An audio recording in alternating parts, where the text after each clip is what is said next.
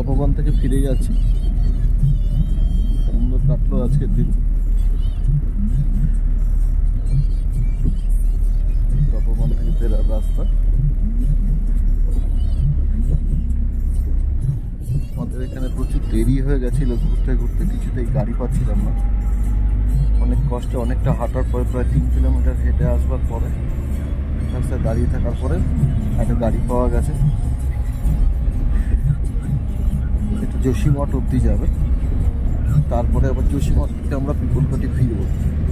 জানি না পিপলকুটি আজকে গাড়ি পাওয়া যাবে কি না। যোশীমঠ থেকে যদি না পাওয়া যায় তাহলে আমাদেরই কিন্তু যোশীমঠে স্টে করতে হবে। এইখানটায় কিন্তু পুরো বরফ পড়ে, যোশীমঠের থেকে অনেকটাই ওপরে এই জায়গাটা তপোবন।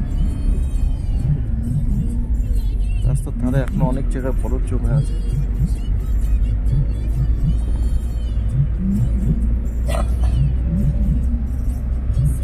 সব সিনগুলো একদম বরফে ঢাকা।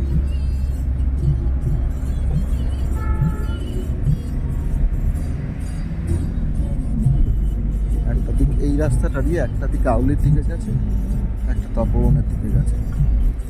আমরা আগের দিন আউলি ঘুরে এসেছি, আজকে তপোবন ঘোরা হলো। নন্দাদেবী সিংহ দূর থেকে দেখা যাচ্ছে।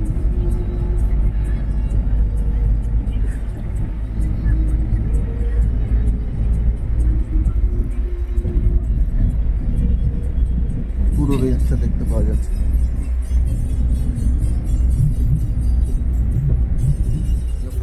আউলিও দেখা যাচ্ছে উপর দিকে আউলি।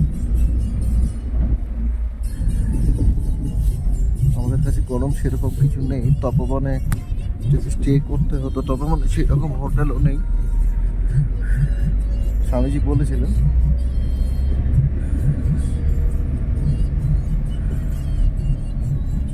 যদি জায়গা না পাও তাহলে পরে আমার এখানে ফেরত আসতে।